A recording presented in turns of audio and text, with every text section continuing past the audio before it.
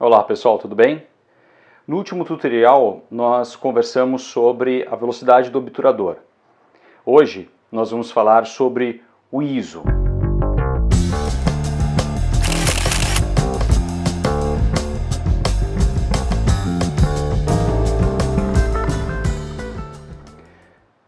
O ISO nada mais é do que a sensibilidade do sensor. Se vocês se lembram, no último tutorial nós conversamos que no interior da câmera nós possuímos um sensor.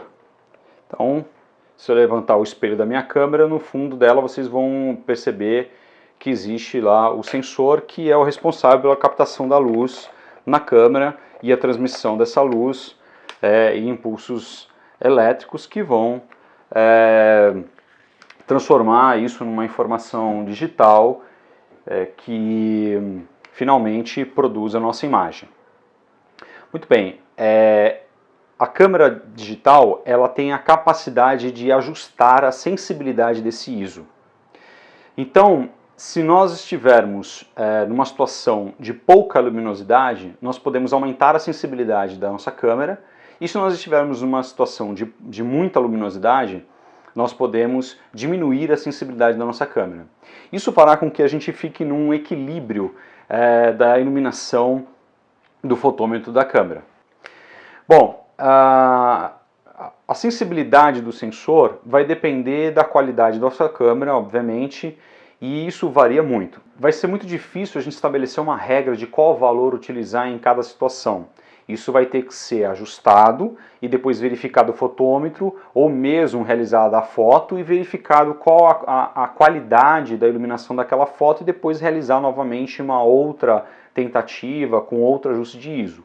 Aliás, esse é um dos grandes baratos da fotografia digital, essa possibilidade de você manipular as imagens, testá-las, verificar o seu resultado, coisa que na fotografia analógica era impossível. Você fazia todos os registros, levava o seu negativo para a revelação e só ia saber o resultado disso depois de feita todo o processo de revelação da sua imagem. Então, o que nós vamos trabalhar é com alguns valores aproximados. Podemos ficar mais ou menos com o seguinte conceito. Um ISO até aproximadamente 200 ou 400, ele é trabalhado em situações de muita luminosidade. Então isso é considerado um ISO baixo. Portanto, o ISO baixo é para situações de muita luz. E quando você está em situações de pouca luminosidade, você trabalha com ISOs acima de 800. 800, 1600, 3200, 6400.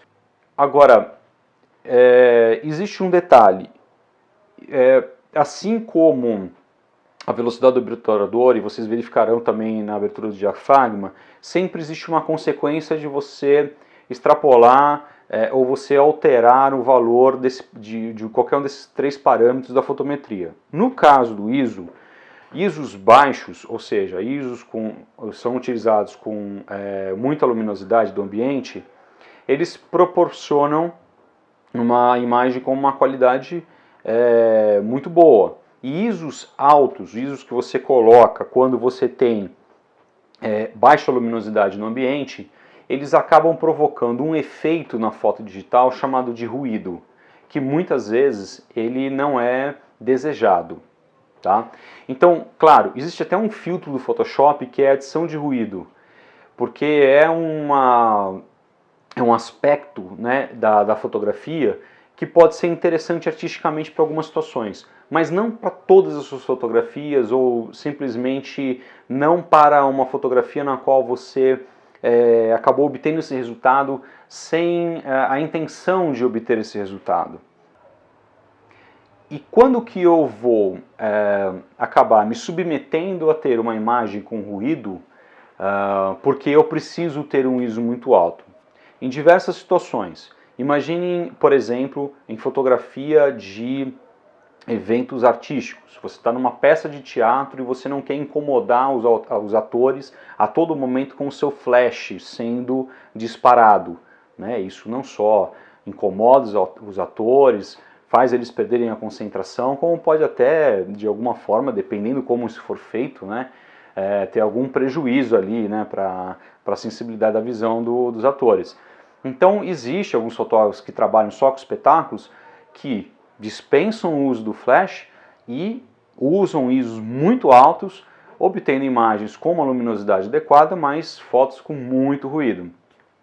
Outro exemplo, você está numa situação de baixa luminosidade porque você está numa mata à noite, ou mesmo você está num aquário, e aí você não vai usar um flash no olho do animal, né? De uma certa forma prejudicando a visão do animal nessa situação. Então você pode pegar e aumentar o ISO, preservando ali o seu animal e ao mesmo tempo obtendo o seu resultado. Por que eu mencionei aquário? Isso é uma situação muito comum. Você está lá, por exemplo, no aquário de São Paulo, né? E tem um vidro separando você lá dos animais, obviamente. Se você usar o flash, não só você pode prejudicar a visão desses animais, como também você vai ter o reflexo do flash no vidro do aquário. E isso volta para sua câmera e dá aquela sensação, né, de foto totalmente estourada. Não é muitas vezes a fotometria que está estourada, é o reflexo ali que deu aquele efeito desagradável. Ou fotografia de obras de arte. O uso do flash fotográfico pode acabar prejudicando a pigmentação de algumas telas. Então dispensa-se o flash e utiliza-se um ISO mais alto. Aí é uma questão realmente de escolhas que são feitas na fotografia. Você não tem alternativa, você necessita, né, ter certo prejuízo ali da formação de um ruído na foto, mas preservando os outros elementos da foto e até mesmo, né, uma segurança da realização da fotografia. E situações que você vai colocar um ISO muito baixo, ou seja, por que eu gostaria que entrasse pouca luz, né, no meu sensor, ou seja, eu vou dessensibilizar o meu sensor para ele captar pouca luz. Por exemplo, no primeiro tutorial eu mencionei que existe um recurso muito interessante que é você deixar muito tempo de exposição do seu obturador para ter aquele efeito de véu de noiva, né, nos corpos d'água, cachoeira, por exemplo. Acontece que quando você faz isso, a quantidade de luz que entra na sua câmera é absurda. E se você está fazendo isso durante o dia, que é a maior parte das imagens que se faz de cachoeira, né, você vai acabar perdendo a sua foto, porque vai entrar tanta luz que ela vai ficar super exposta e às vezes fica absolutamente toda branca a foto.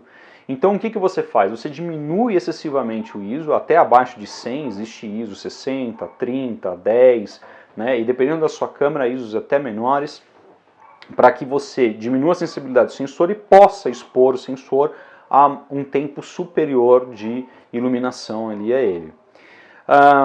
Em situações de estúdio, você tem um controle muito grande da iluminação porque você usa iluminação artificial.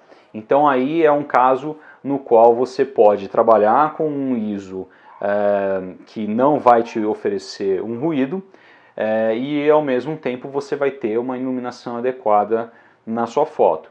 Essas questões de fotos de estúdio, fotos indoor, nós vamos trabalhar em outros tutoriais nos quais eu vou mencionar alguns elementos básicos, fundamentais de iluminação artificial.